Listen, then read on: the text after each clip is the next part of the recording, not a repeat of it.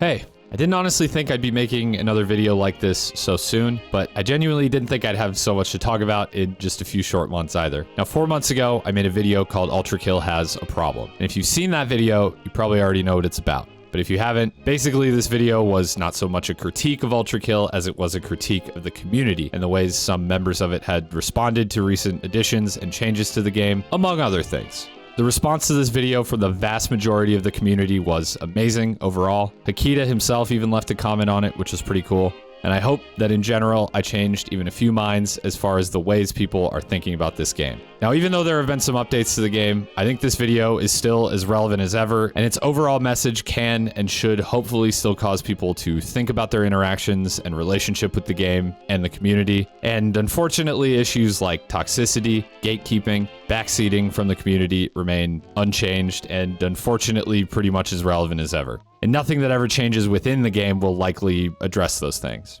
But since that was only about a third of what the video was about, there is still room to address and extrapolate on how some things have indeed changed since I made that video, especially coming along with the March Weight of the World update and the April Cybergrind update, coming in quick succession and both bringing pretty massive changes to the game. Changes we still haven't seen the full ripple effects of, including 2 new weapons added to the game, multiple balancing changes, and the introduction of what is by far the hardest level and boss ever introduced into the game, at least so far. In fact, with all of that, I might even go as far as to say that this has been the most consequential period of change Ultrakill has maybe ever seen, at least since I started playing, which was shortly after the Greed update, and yes, that includes last year's Act 2 update as well. So I wanted to make a bit of a quick addendum to that Ultrakill Has a Problem video, talk about how some of the changes to the game have directly or indirectly addressed things that I talked about in that video, new problems that might arise from new changes to the game, and so on.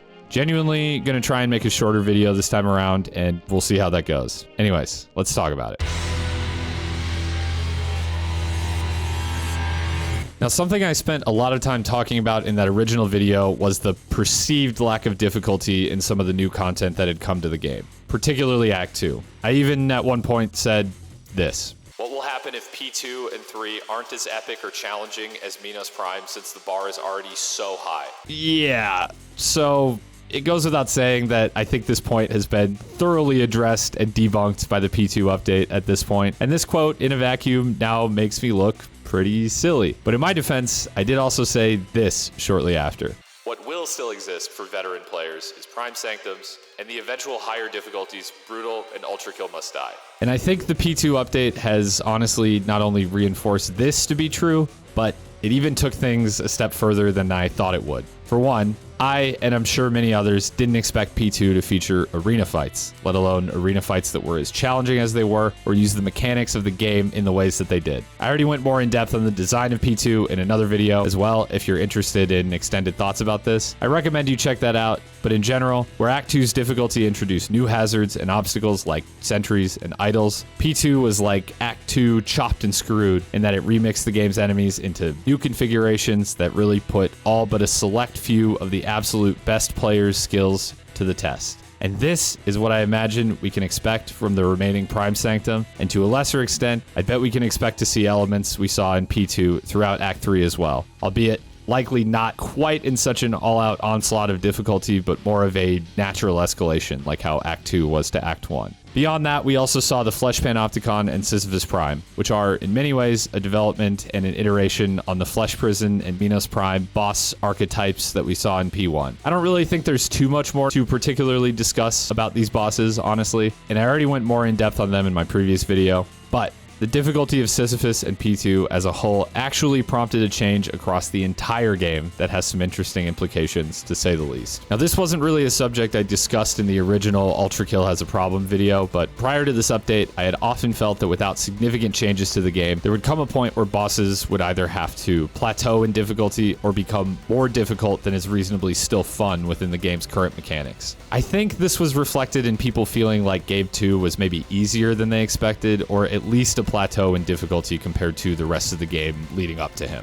Sisyphus, without a doubt, rides this line much more than I expected, but a change was made to the game that helps the mechanics accommodate a boss that is as fast and aggressive as Sisyphus is. Now, when you parry an Ultrakill, Not only is your health refilled up to your hard damage cap, as it was before, but your stamina is also now fully recharged, allowing you to continue dodging attacks or whatever. Especially in his original state on Violent, without being able to parry him in Phase 2 at all, this boss really tested your DPS output and survivability more than anything else, which are of course both important aspects to Ultrakill's gameplay, but I think since this seems to have been pretty much confirmed to be an oversight and not an intentional bit of balancing, I can safely say that this phase was not all that fun in its original state. What is fun, however, and gives me lots of hope for how future boss fights could still be increased in their difficulty in a fun and balanced way, is the dance that ensues in Phase 2 when you can parry Sisyphus's relentless onslaught of attacks in order to keep yourself moving and dodging his attacks due to this parry change. Not only is this change true to Ultrakill's relentless, skill-based, and aggressive combat, rewarding you pulling off a high-skill maneuver by keeping you in the fight, but it has opened new doors in terms of the difficulty of future encounters. I see almost nobody complaining that P2 was too easy, fortunately.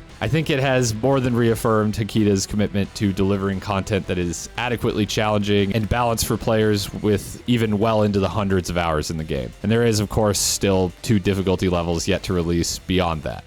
On the subject of difficulty, experienced players looking for a challenge also got a glimpse of something else in this update. While we didn't actually see a whole new difficulty introduced, Akita and team did introduce a feature called Radiance, which is less of a difficulty option and more of an tweaking tool capable of making enemies more powerful in a bunch of ways. The intention behind this addition seems to be to utilize Radiance to add difficulty situationally in Cybergrind, as well as in future alternate level layouts. And while we don't know much about that yet, I can at least talk about what it does currently and how you can use it right now. Radiance essentially pumps up basically every important stat that your enemies have: health, attack speed, attack damage, etc., making everything from Filth to Sisyphus Prime significantly and noticeably harder. The value also scales and you can add levels of Radiance, although admittedly the game generally stops being fun to, actually play at pretty much anything above 1 level of Radiance. You can try this for yourself by activating cheats, pressing F8 to bring up the developer console, and then typing buffs force Radiance on.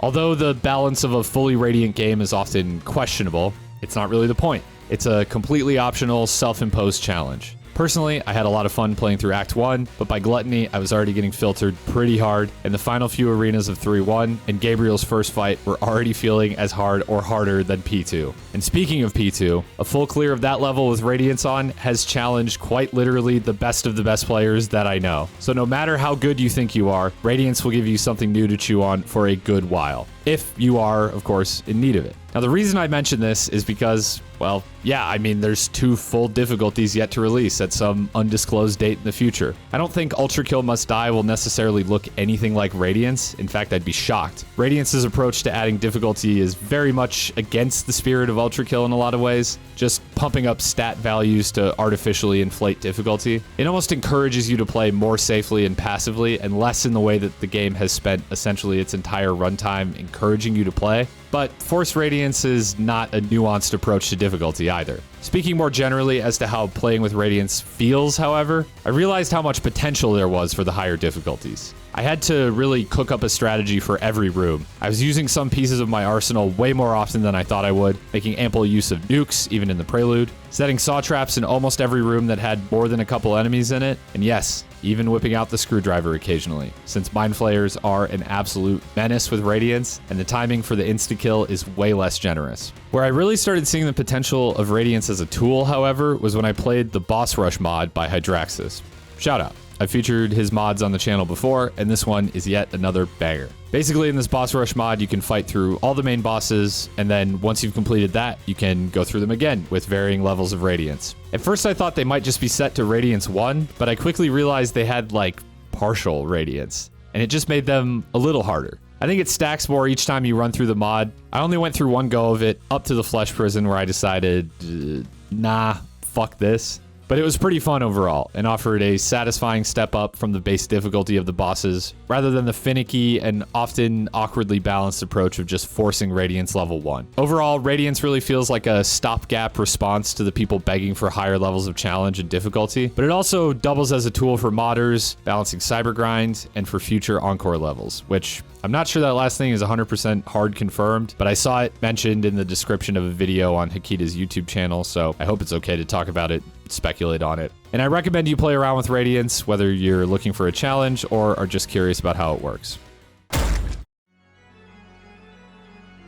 Along with this handful of updates, we've also had 2 new weapon variants come into the game, as well as a multitude of balancing changes to each of them. It's not like we haven't seen periodic balancing changes to weapons throughout Ultrakill's history, but I feel like the 2 new weapons have certainly had more balancing changes in a short period of time than we usually see, which is, of course, a good thing. It does tell me that a higher degree of importance is being placed on balance than maybe it has in the past, and the niche of each weapon and how they function in tandem with other weapons is being considered more carefully than ever. And it absolutely needs to, now that we have so many weapons in the game between multiple variants and alternates of the 5 separate weapons. The P2 update brought with it the green variant of the rocket launcher, aka the SRS cannon. And the Cybergrind update a month later brought the red sharpshooter variant of the pistol. Only the second red variant the game has seen, and the first where you're, well, no offense to the screwdriver, but the first weapon where you'll very likely actually use all 3 variants. Now, I'm not equipped to do a deep dive into the stats and numbers and give you a definitive, objective analysis of these weapons. I am going to give you my opinion, but also talk a bit about the implications that these weapons have to the game overall, and what we can maybe expect from the last few remaining additions to the weapon roster. Let's talk about the SRS cannon first. Now, put simply, the SRS is niche. It's good situationally, but it's definitely niche. I honestly think everyone will need to get used to this being the norm for many new weapons going forward. The weapon roster is getting more crowded, and there's only so many ways you can add things that go pew pew or boom before something is just going to be a statistical upgrade or downgrade from something else. But all that said, I continue to be surprised by the creativity of the new weapons coming into the game, but there is clearly a delicate tightrope act being done here to keep every weapon relevant and unique feeling without making anything too weak or too powerful. On that note, the SRS cannon absolutely has some quirks, but to me, it feels almost like a rail cannon where you can periodically do a shitload of damage with it, and then you kind of just wait for the cooldown to be done. Or more likely, you wait until the next relatively niche scenario where it will be useful to you. I almost find that the SRS cannon has the most specific interactions of any weapon currently in the game. It's almost like a Doom Eternal weapon or something. I find myself whipping this thing out specifically to deal with Cerberus and Insurrectionists, both of whom it has unique interactions against that make it specifically very good. Otherwise, the rock does pretty nice damage, I guess. It can be juggled to get a little more mileage out of it and shot to create a big explosion, I guess. This actually isn't a red explosion for some reason, but it is bigger than your average explosion. But all of these niceties of it are balanced by a lengthy cooldown that will keep it in your pocket more often than not, even when you want to use it. I think the fact that the SRS needs to be charged up, juggled, shot, then cooled down, and just in general babysat to get the most value out of it is what dissuades me from using it more often. It feels like there's almost always something that can accomplish what you want to do better, more seamlessly, and with less resource investment. Except for in those situations where you're specifically incentivized to use it, like against Cerberus, who receives increased damage from it, or Insurrectionists who get knocked flat on their ass by it. This might all sound like me being down on the SRS's capabilities, and while I do think it's demonstrably limited in its usefulness, I think this is actually an okay thing. Not every weapon needs to come into the game and absolutely change the way you play every level and delete bosses in 0.5 seconds. Hold on, we'll get to that in a second. And even if the SRS got no more balancing changes after what was changed in the recent Cybergrind update, I think it being occasionally useful is a perfectly healthy state of balance for it. And honestly, we should probably be expecting to see more of that moving forward as the weapon roster gets completely filled out. On the flip side, this very same Cybergrind update added the red revolver. And, oh boy.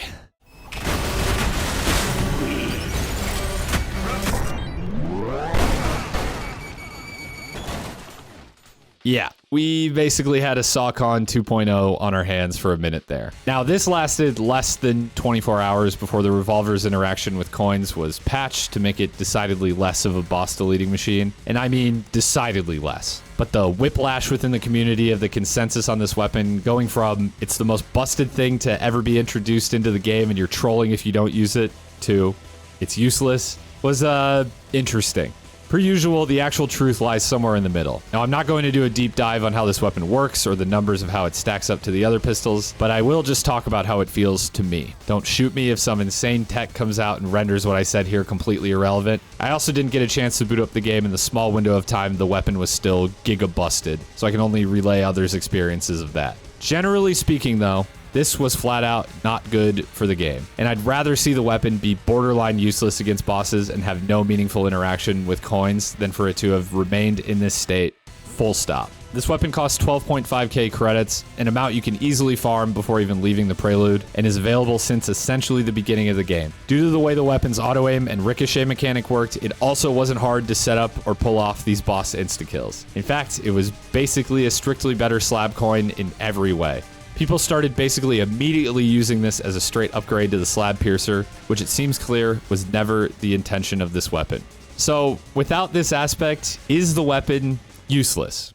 Of course not, you absolute buffoons. It's not a no-brainer against bosses anymore, and its interaction with coins has become decidedly more situational, but because bosses make up like 10% of the game, and it's still quite useful for most of the other 90%, it's still pretty damn useful. Go figure.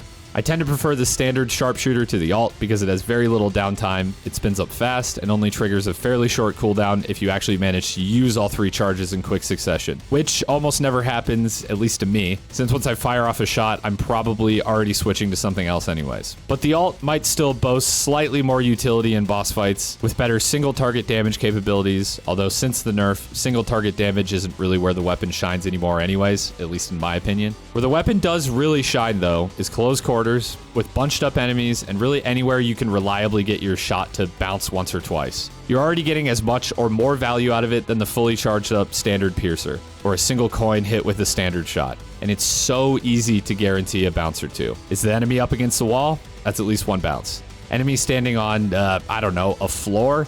Also at least 1 bounce. God forbid you got them in a hallway or a closed room, the shot might literally just bounce until it expires, dealing significantly increased damage. The only time it's universally not that useful is for airborne enemies, since it's much harder to guarantee a ricochet or two. But guess what? It also triggers red explosions on shot projectiles, which means it's an easy Maurice friendly fire insta-kill, probably the easiest you can currently do in the entire game. It's a great counter for the regular explosion-resistant soldiers, especially when they're grouped up, which they often are. All of this to say, while the sharpshooter is far from a straight upgrade or replacement for anything that the piercer or marksman was previously the best at, it does present an interesting new niche for a pistol. Rather than being a weapon that's hard carried by its raw damage or completely dependent on its synergies with other weapons, it actually presents a positional and situational challenge. And finding those moments where you can get insane value out of the sharpshooter is what makes the weapon cool to me. And trust me, those moments are probably way more frequent than you realize. I actually find myself using it in Cybergrind fairly often, even when the arenas are not always the best suited for it. It's just almost never on cooldown and presents a ton of opportunities just to get a little more damage with a bounce or two. Or to find a projectile to trigger a red explosion, which are also numerous in Cybergrind, it turns out. In a mode where DPS and crowd control are paramount, it's safe to say you will find a use for it. And where the rest of the game, in comparison to Cybergrind, features a lot more walls, ceilings, and close quarters, even better. I'm far from the master of finding interesting combos with weapons myself, but even with all of that not taken into account, the sharpshooter feels really strong to me. Again, it's got its specific niche it excels in, but being hardly limited by cooldowns and presenting the unique aspect of being enhanced by your positioning, I think people are going to find really interesting ways to make this weapon shine.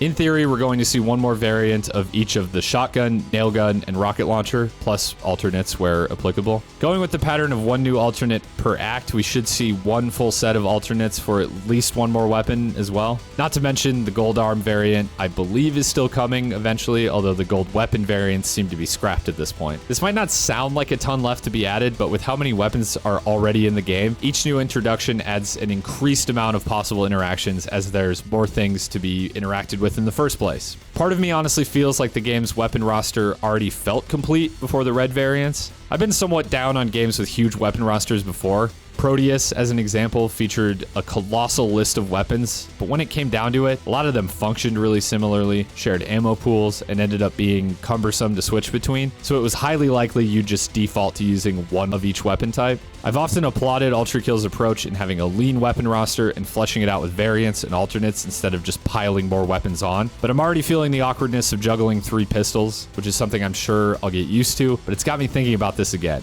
I'm happy to report the 3 pistols are all really good and feel unique from one another, so some of my concerns that future red variants will be redundant have been laid to rest. I still sometimes think we're almost reaching the point where the game is not inherently better or worse for having more weapons, but then again, there'll be more enemies, more bosses, and situations we haven't even seen or thought of yet coming into the game. So everything has to be looked at as part of this puzzle. P2 showed us all a way that some of the pieces could fit together that many people hadn't considered or expected. It highlighted weapons that were slept on by some, like the saws, for example, or the screwdriver, and offered a new, unexpected level of challenge for most. And who's to say this can't or won't happen again? It's safe to say that despite Act 2's amazing release and reception, some of the community's perspectives on the game had been skewed by an incomplete picture of what was still on the way for the game. And now with P2 and a host of other additions and changes rounding out and putting a bow on the first 2/3 of the game, I hope some concerns have been laid to rest about the future of the game. It's impossible to please everyone, but it feels to me like recent updates have addressed nearly every complaint that I was commonly seeing around the release of Act 2.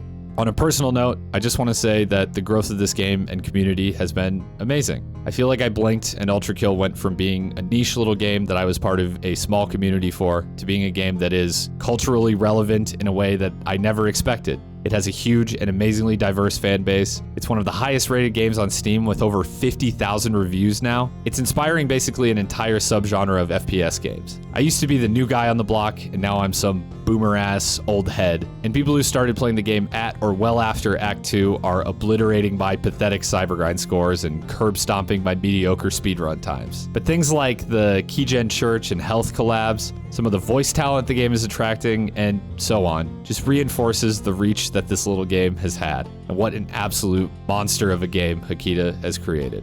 I felt like my previous video, although it came from a place of love for the game, dwelled on the negative aspects of the game, and especially the community, too much. It may have inadvertently sent the message that I don't love this game anymore, or that it had been ruined by the community, or something like that, which was far from the truth. So I did want to take a moment to focus on what an overwhelmingly positive force this game has been in my life, by and large. I hit 10K subscribers a few weeks ago, made a whole video celebrating this and the many, many things, Ultrakill of course included, and beyond, that I do here on this channel that led me to where I am now. But I'm not stupid. I know a vast majority of you are here for Ultrakill. I love the game and making content on it, but I've never been just an Ultrakill channel. And at one point, it was just one of the many games that I played, and I sort of stumbled into being someone of really any importance in this community. But I'm happy, one way or another, that it brought me to where I am. I bring the same energy that I brought to my Ultrakill videos to every other game that I play, and I have a ton to say about many of the games that I play. And even if Ultrakill is what brought you here to being one of the 10K some odd people here now,